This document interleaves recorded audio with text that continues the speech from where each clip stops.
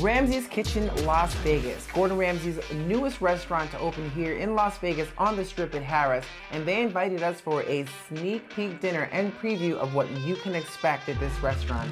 And we have a lot to unpack.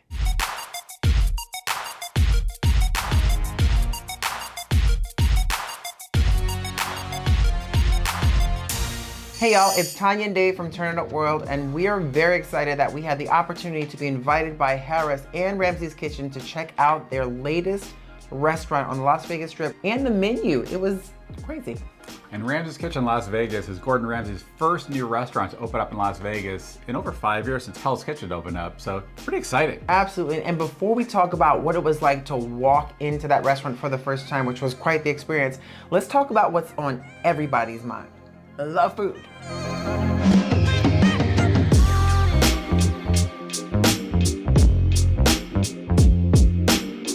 So kicking off with the starters, Ramsay's Kitchen actually offers 4 starters. The first one they brought in from their Boston restaurant, the Jumbo Lump Crab Cake. Yeah, and that makes a lot of sense. You know, Boston, seafood, some of the best out there. It was really delicious, perfectly seasoned, and I did feel like that crunchy layer on top, which from what we've heard, is just a secret ingredient of a Ritz cracker crumble blend to hold that lump crab together, to really give it a buttery taste. Yeah, no, it was excellent. And then of course we also tried the King Crab, which you can never go wrong with King Crab, and it was really good. The only problem with that for me was it just wasn't enough. I wish I had a couple more. It's interesting because it comes with the melted butter, of course, but also the English mustard sauce, which was incredible. That was a secret. That was amazing. It was. Very impressed with that. And the third dish we tried, which I thought was quite interesting, was the roasted grape flatbread. Now, it was definitely a different spin on flatbread, but all those different combinations, it worked well.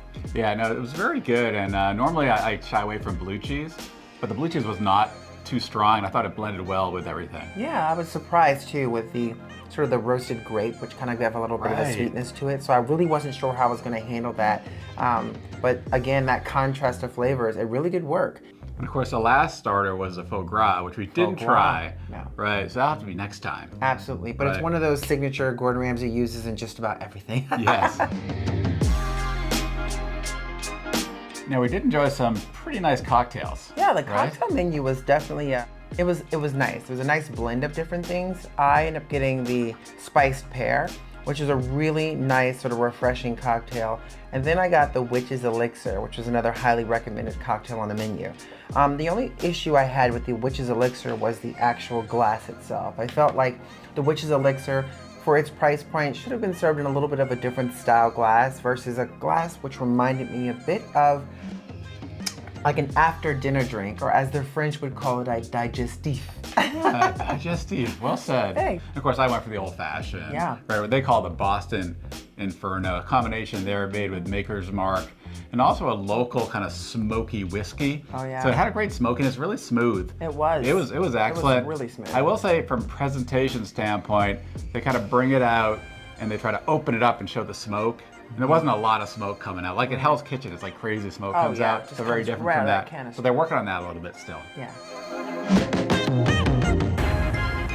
All right, so let's talk about the raw bar. But before we get into the items that are part of the raw bar menu, we should talk about the raw bar itself. You know, when you kind of walk in, it's really great how there's seats there, sort of interactive with the chef preparing the dishes that are part of the raw bar. Yeah, no, I thought it was pretty cool. It's also great if you think about it for solo travel. If you're there at a convention or something, you can come and you actually get inside right there and kind of watch the chef prepare. And if we're talking raw bar, you got to talk about the beef carpaccio. You know, I don't want to sound like we're selling it, but that was dang delicious. Yeah, I mean, so the flavors in that beef carpaccio. Highly recommend giving it a shot because, yeah, time is right. It's very good. Delicious.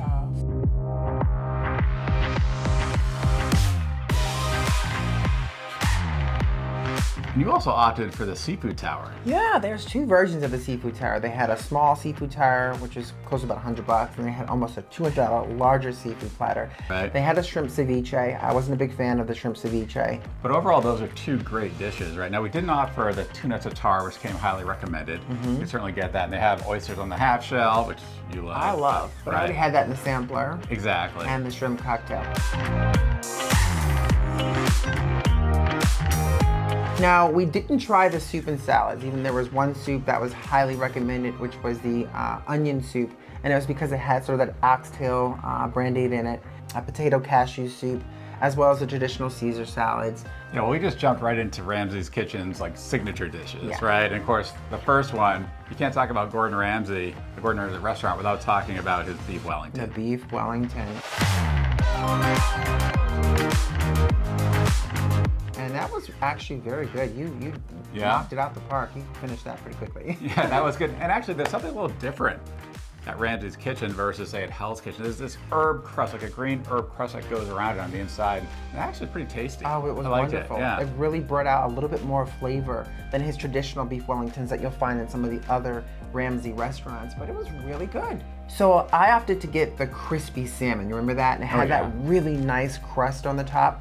Really was delicious. And I loved how you took like the lemon, and when you squeeze it into sort of its puree, the purple puree that was there turned pink. It was like a little cool presentation. Little magic trick. Little magic trick. What about the pan-seared scallops, right? You got that as well. Yes, the pan-seared scallops were nice. I will say I wish, I was so focused on the salmon, I wish I would have dived into the scallops first while it was hot. Because I love enjoying that while it's hot. But I did appreciate the fact that they had the pork belly with that as well. So the pork belly really brought out the flavors in that scallop. It was almost having like a fancy bacon wrap scallop. All in all, I mean, all three were pretty darn good. No doubt about it. Now they do have a half roasted chicken as well, which we didn't try. That's on the menu.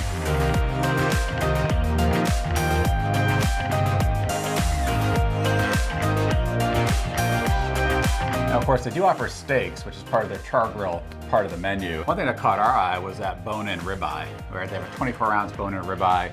It looks pretty darn good with a demi-glaze. One thing I will say about the menu is that it's not a big menu. It's a menu that's pretty simple to look at, but there's a lot of rich, flavorful things that are on that menu.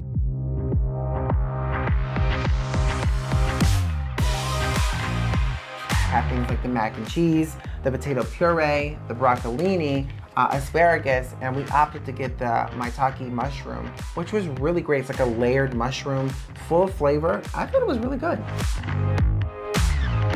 And we found the desserts at Ramsay's Kitchen pretty nice, right? Of course, they had the classic sticky toffee pudding, but there was another one that's really special and very different from what we're not used to. I ended up getting what is called the eitan mess, and there's a story that goes behind the eitan mess. You can ask the server for a probably better presentation of the story. Basically a baked meringue, and it had all different kind of things from like a cranberry jam on there, pistachios, a chantilly cream, winter citrus, and it was just really refreshing. Of course, I opted for the sticky toffee pudding. Has a little creme fraiche ice cream on it as well. It was very good as well. Did it bring you back to the Hell's Kitchen side? You had that right? It was like, oh wait, I know each place has their own version. Yes. But this one felt like the traditional Hell's Kitchen version. It did, it did.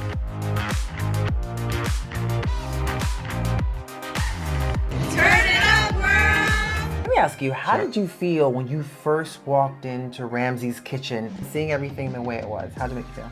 I gotta say, it was amazing. At the same time, it's fancy. It's also warm and kind of comforting in there. I think the colors, the decor, this kind of Art Deco theme, kind of takes you away. You don't realize it's like, wow, this is actually in Harrah's. Yeah, I agree. I mean, it once was, like you said, the oyster bar, so it has a night and day feel when it comes to that. And hearing the stories from the staff about when you walk in, you'll see those red kind of drop ceiling sort of chandelier balls, and how that's supposed to be a representation of Gordon's kitchen. So his whole vibe, the pots hanging from the ceiling. Right. So his whole vibe was supposed to be like you're coming into his kitchen, into his house, almost like he's inviting you in for dinner. So it has a very different spin than all the other restaurants that he has here in Las Vegas. Right. And that starts with the name. No, it does. And of course, there's also no natural light, so the ambiance is all from lighting. They have a really kind of neat lighting features that they have, both on the table as well. They have opened up, right? They haven't had a grand opening yet. We'll talk about that in a little bit. They have had a soft opening, open daily from 11 a.m. to 11 p.m. And the grand opening is scheduled actually for November 25th. Yes. If you are planning on going, they've already opened up the reservation system, which for the grand opening on the 25th, right? That's right. So Make those reservations because it is booking up quickly. Yeah, it's booking up really fast. And just real quick, we have a lot of great Las Vegas content coming, so if you're not subscribed, please do so and hit that notification bell. We really appreciate that. And if you plan to go to Ramsay's Kitchen, please let us know in the comments below. Yeah, we'd love to hear your thoughts and your take on the menu and the ambiance. Hey, and one last thing, a big thank you so much to Gordon Ramsay and Ramsay's Kitchen and Harrah's for the invitation, allowing us to go in to experience this so that we can share this with you. Big thank you so much, and a huge thank you to all of you for supporting the channel. We really greatly appreciate that. And as always, we'll see you in the next one.